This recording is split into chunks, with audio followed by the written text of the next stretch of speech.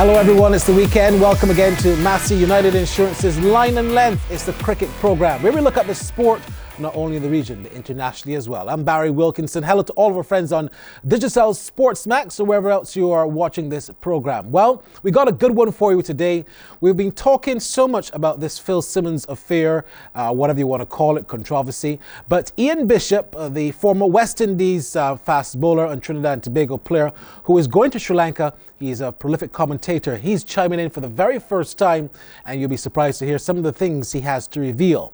We're also going to go to the Providence School in Barbados and talk to Wendell Coppin, a former development man with the West Indies Cricket Board, who has a big plan to rescue youth cricket and also some other aspects of sports in the region.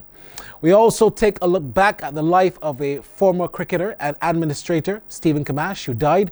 Andrew Seeley worked with him. He's going to tell us about his life. He passed away earlier this week. And not to forget, we're going to look at some of the things happening, making major headlines in the world of cricket. You're watching Massey United Insurance's Line and Length. We'll be right back after this break.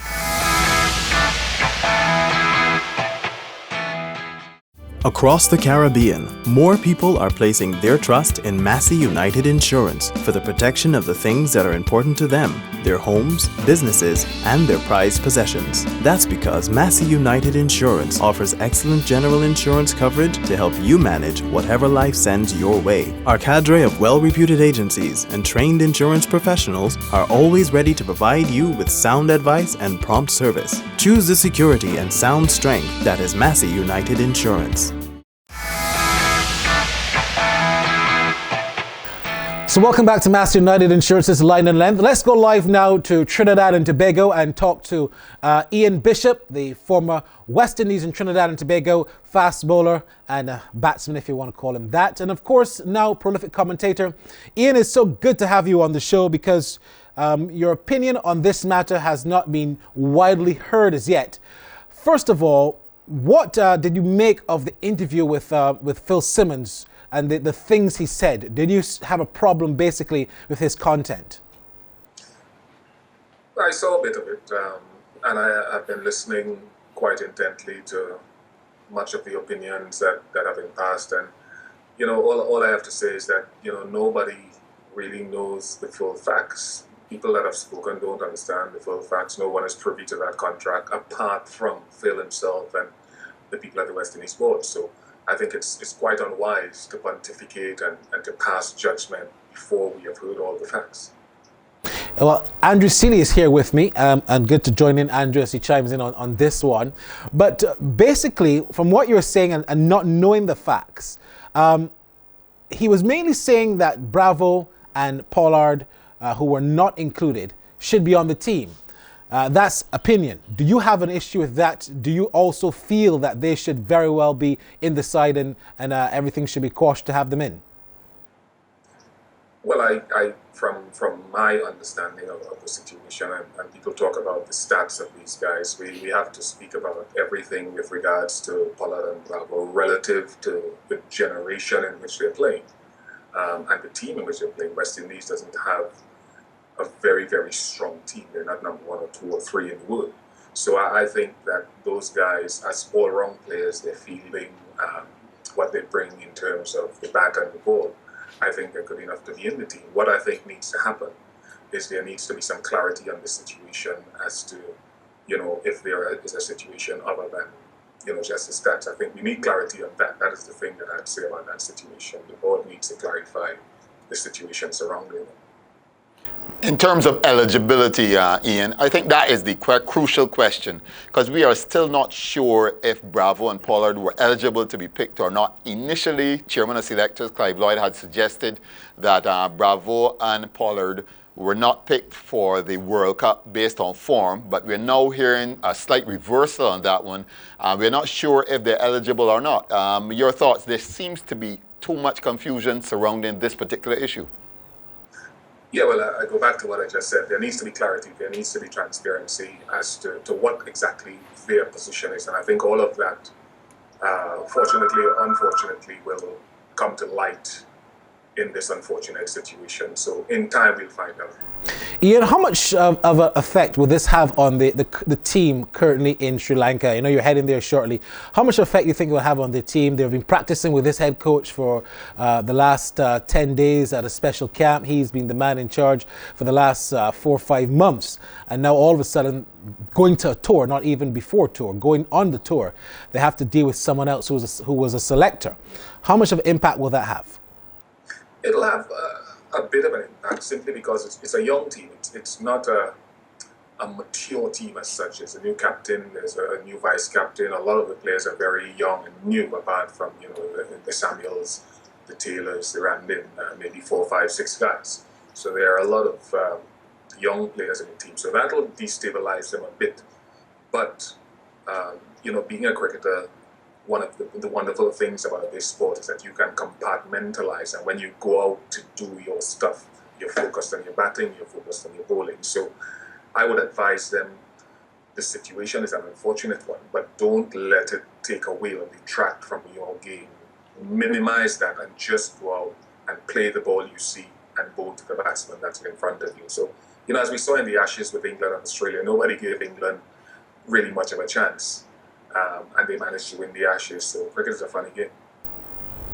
In terms of the overall performance that you expect, though, we are facing a Sri Lankan team minus Sangakkara, Jayawardene, and Dilshan. So on the rebound, on the rebuild, so it's a perfect opportunity almost for the West Indies team to do well in Sri Lanka for the first time.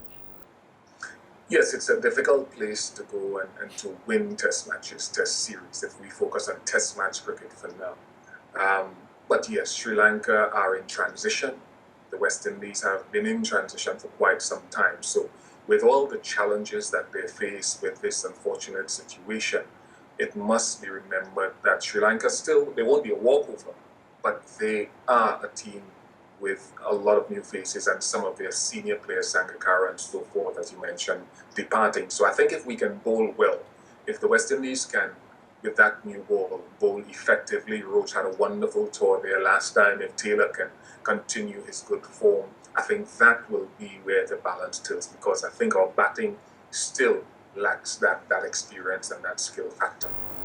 In addition to the names of Bravo and Pollard missing from the ODI squad, there was also no Lendl Simmons. Do you know what's the situation with Lendl Simmons? I don't know for a fact.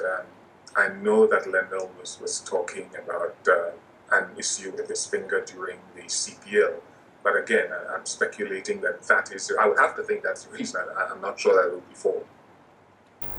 Well, Ian, you also look at the fact that the West Indies are playing not only here in Sri Lanka, but they're also going to be going to Australia after. They've appointed this new captain in Jason Holder, only 23 years old. Do you see Jason Holder's appointment as one not only for the future, but win, draw or lose, he will be the man in charge, let's say, for the next 5 years once he's fully fit? Or do you think that the selectors are going to go the route as if he doesn't perform, that he too might also be looking for a job like Ramdin? I like Jason. I think it's very difficult to have a bad word to say about Jason as far as I know him. He's a stand-up guy. He's an improving cricketer, particularly as a batsman. And ideally, I would like to have seen him maybe given another series or maybe a couple of series to cement the good performances that he showed against Australia and England with the bat. However, the selectors on the board have made a decision, and I don't think, given that this team is so young, given that there's such a lack of experience, and given where they're ranked, I don't see that they can say to Jason Holder, if you don't beat Sri Lanka in Sri Lanka or Australia in Sri Lanka, that you get sacked. I don't know that it'll be 5 years, giving him a 5-year reign undisputed. But having selected him as a young captain with a young, inexperienced team, I think they need to give him time and really view his performance within the parameters of how he's communicating what is he bringing out the best of the guys, and follow that process and see where the results lead them. Concurrent, Ian, with this series, West Indies versus Sri Lanka, we have South Africa and India, and England playing Pakistan as well. Two outstanding series to come. Your thoughts first on the South Africa-India series. The South Africans have in fact won the T20 aspect of the series, and also Pakistan playing England. Yeah, Pakistan, England, it'll be a big test for England in conditions that are difficult for them historically. I expect to see a lot of spin. Yazid Shah, who's been bowling well for Pakistan, leg spinner. I expect to see him come into play in a big way. So I think that'll be interesting, because Pakistan have also played well in the UAE in recent times. They've played above themselves for a team that hasn't played at home. And the South Africa-India series, I think India should be strong at home. Their ranking has fallen, but I do have an inkling that they should really play a lot better and a lot stronger at home. And we'll see where South Africa are, whether Dale Steyn can still come up with the stats that he's so wonderfully done over the years in the subcontinent. Is he still there, or is he starting to go over the cliff a little bit? So I think they're two fantastic series, and I'm hoping to say 3 West Indies, Sri Lanka. I was just going to tell you, final question. Pick some winners for me, Ian. West Indies, Sri Lanka, India, South Africa. I'm talking tests now. And then Pakistan, England. Pick 3 winners for me. I'm going with a draw in the India series. I think I'll go with a draw in the England series as well. I still feel that Sri Lanka, West Indies with Herath, and depending on the type of pitches that they prepare, if they go spin friendly, then I feel that Sri Lanka may just have a slight edge if there's no rain. Right. Rain could be a big thing down there. Very true. Last time.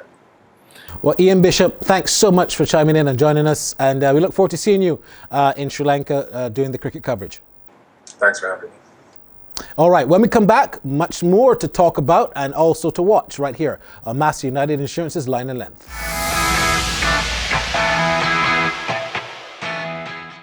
Across the Caribbean, more people are placing their trust in Massey United Insurance for the protection of the things that are important to them, their homes, businesses, and their prized possessions. That's because Massey United Insurance offers excellent general insurance coverage to help you manage whatever life sends your way. Our cadre of well-reputed agencies and trained insurance professionals are always ready to provide you with sound advice and prompt service. Choose the security and sound strength that is Massey United Insurance.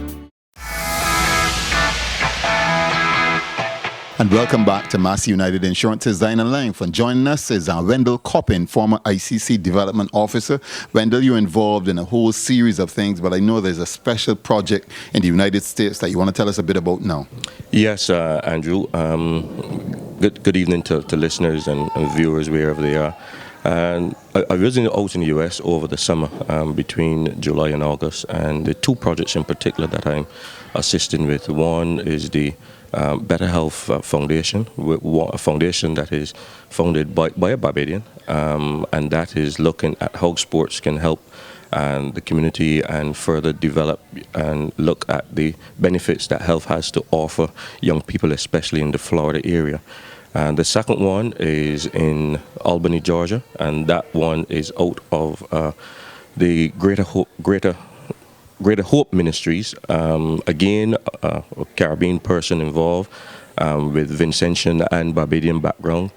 And that again is looking at how it can assist young people, especially young boys, to get them back into high school and certainly get on to looking at scholarship programs across all sports.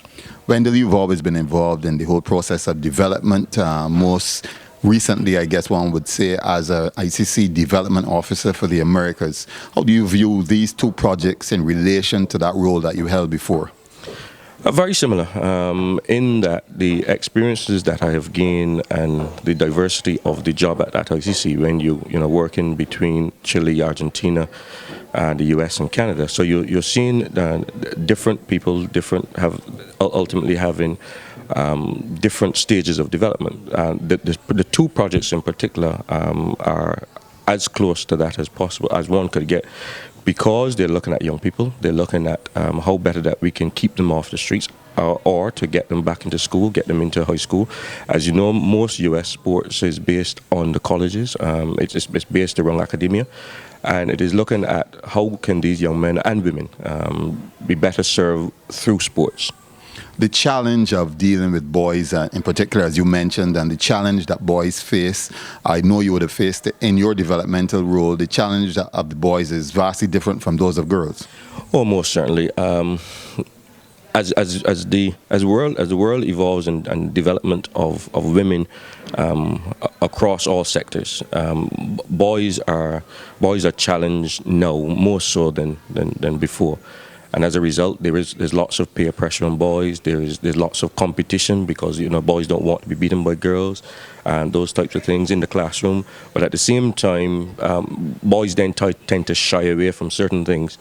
And these two projects are looking at how to recapture those young adolescents and channel them in the right direction with positive things. And sports is one avenue that can do that. Any opportunities for boys from the Caribbean region, that's where you're from, to get involved in these two projects? Oh, most certainly. They will be looking at scholarship programs across athletics, basketball, American football. So there will be opportunities. At the same time, the opportunity for studies in the U.S. will be extended to the Caribbean. So there is a possibility that our Caribbean people here will benefit significantly from those two projects.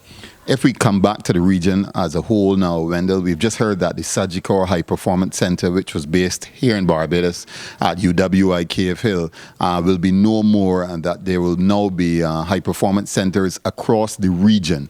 Your thoughts on this, having been involved in the whole developmental process? It is a shame that we dismantle the high performance center here.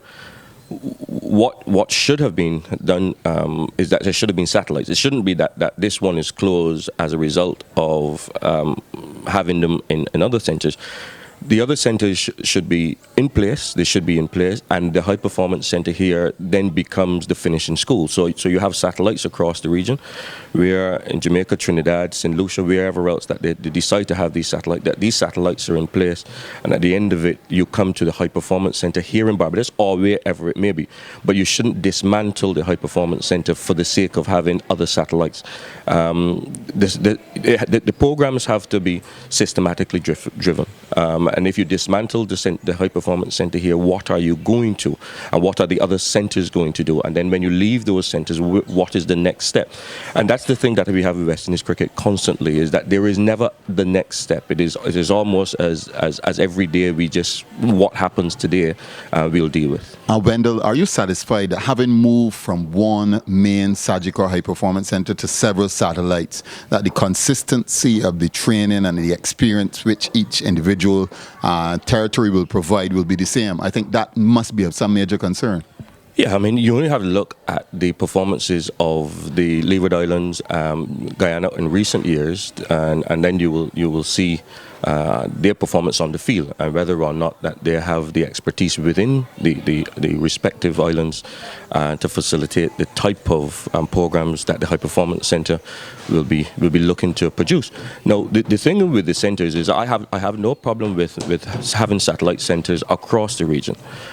Driven ultimately by the coaching director, the director of cricket for the West Indies Cricket Board, and the head coach. But the issue then would be what programs are each of these centres following, and whether or not the coaching staff is adequately equipped to carry out the mandate that is required for international cricket, which will be the problem. Right. Yeah, well, you mentioned correctly, and we look forward then, therefore, to see how this thing will clear out. Yeah, certainly. I mean, I'm one of those people. I'm not willing just to knock it down because it's the first time it's happened. Ultimately, there's some concerns, and I'd hope that those concerns could be answered as soon as possible. To have the one major academy or high performance center, as we called it, there's nothing wrong with that. For me, there has to be a feeder system. So the feeder system could be the satellites. So you leave in the satellites, you then move into the best players, again, at all age group levels, and the best female cricketers from within all the satellites move into the National High Performance Centre, where they're then exposed to a number of different things. Again, the other question is whether these satellites will have the type of equipment and facilities that a national academy will have. Wendell, one final question for you now, because as we look forward to the Nagico Super 50, we've just seen the announcement of the Americas team to take part in the competition. I'm sure you're happy about that, having been involved in the process initially to deal with the Americas. How do you think they will compare, especially in a Super 50 tournament as opposed to T20? Well, I'm extremely happy, Andrew. As you know, I was one of the officers at ITC who assisted with the introduction, first of all, from the under-19s to take part in the West Indies under-19 competition about 2 or 3 years ago. So I'm extremely pleased that it gives an opportunity for the better cricketers across the Americas, across the development program, to take part in the West Indies cricket competition. If the development of cricket in this region at the associates level, associates and affiliates level, is going to strive, it needs assistance from WICB. So this is a good initiative. Ultimately, I wouldn't expect that the team that will win in the first couple of years. But what will be expected is a number of players. As the young Stephen Taylor from the USA, I would expect that he will stand out. I mean, he showed what he had in his 2 games for Barbados, the Barbados Tridents in the CPL. So if you can get a number of those cricketers coming out, what it will also do for them is it will build the impetus of development within those countries. And it will also give them an opportunity, which is the one that Stephen Taylor had this year, an opportunity to go on and play more cricket. More cricket at a higher level, and hopefully look to earn a living from it as well. That's Wendell Coppin, former ICC Development Officer, and he's been talking to us on a number of activities on Massey United Insurance's Line and Line.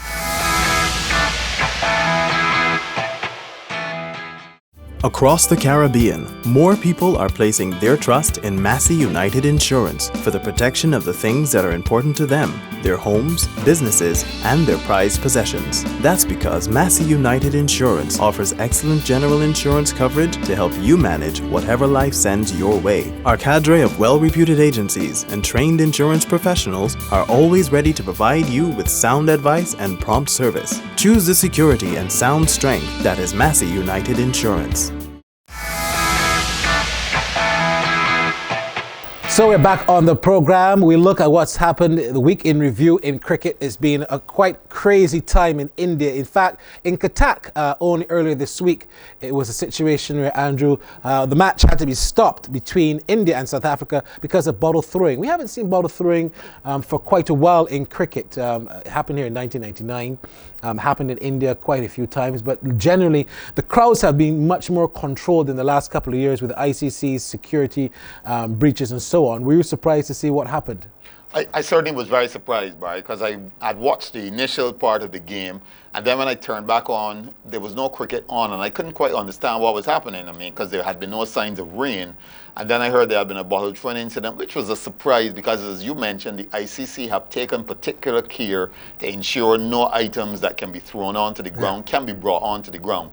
And then when I heard the Qatar officials indicate that they allowed the bringing on of water bottles onto the field because of how hot outside was at Qatar, I thought it was a very lame excuse from them, and certainly it was very disappointing, and the responses as well from some senior players were also disappointing. I don't think I liked what Mahendra Singh Dhoni said.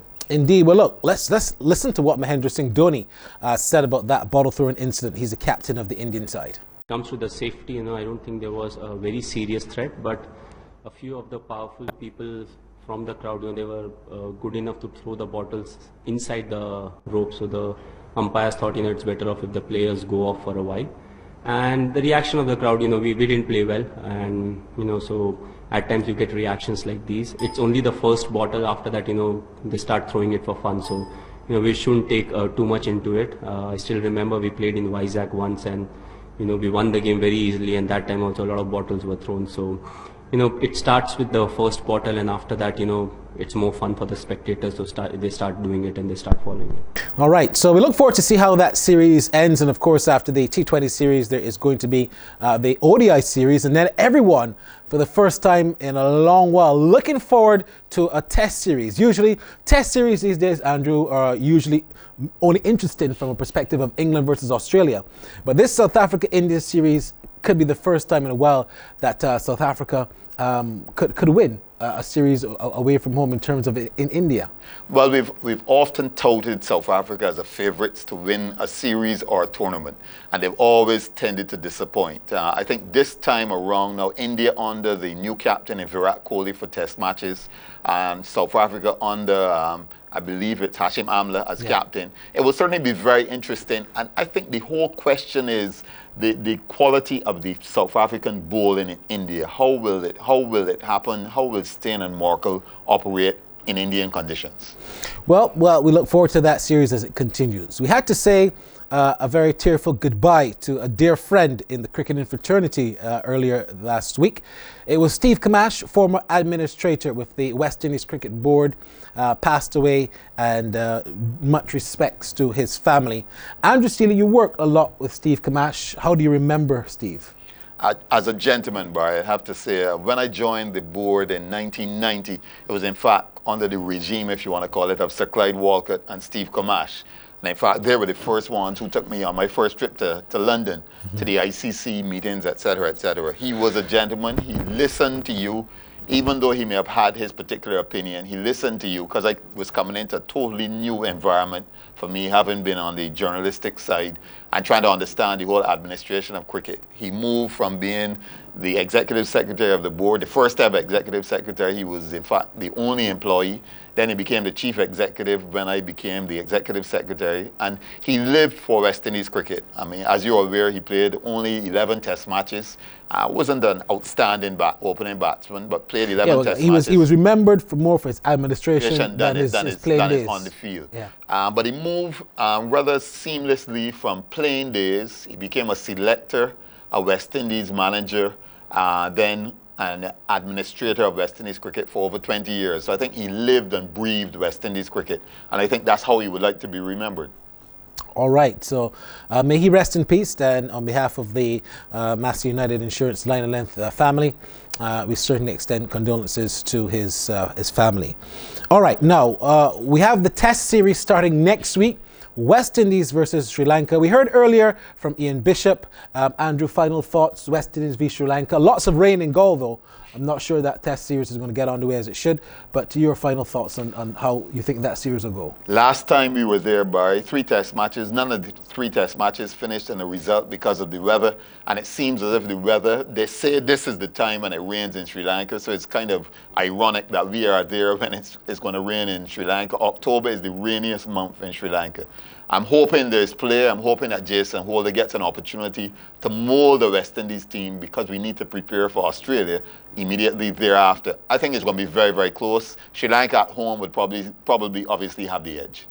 Anniversaries, talking about cricketing anniversaries. Last Wednesday actually, October 7th, was 3 years exactly that the West Indies won in Sri Lanka, and that's when they won the T20 Cricket World Cup. Exactly 3 years to the date. Happened to be there. It was a really great feeling. 2012. But they happened to do well in Sri Lanka in patches. Even when they lost in Sri Lanka, when Brian Lara was captain, he scored 688 runs on nobody else scored any runs. No one else scored any runs. So they seem to have a bit of purple patches in Sri Lanka. We've been hearing some good noises, though, which is a good thing from Kemar Roach and Marlon Samuels, 2 senior players who really need to step up to the plate. I hope these noises can be transferred onto the field. Where have these terms, noises, utterances come from? I don't know. It's the new vernacular. It's the new vernacular. All right. This is a goodbye. We'll see you next week. Mass United Insurance's Line and Length. Hope you've enjoyed the program. Keep in touch with us. Send us an email, cricket@lineandlength.net, or you can go on our handle at Twitter @linelength. I'm Barry Wilkinson. On to next week. Bye-bye.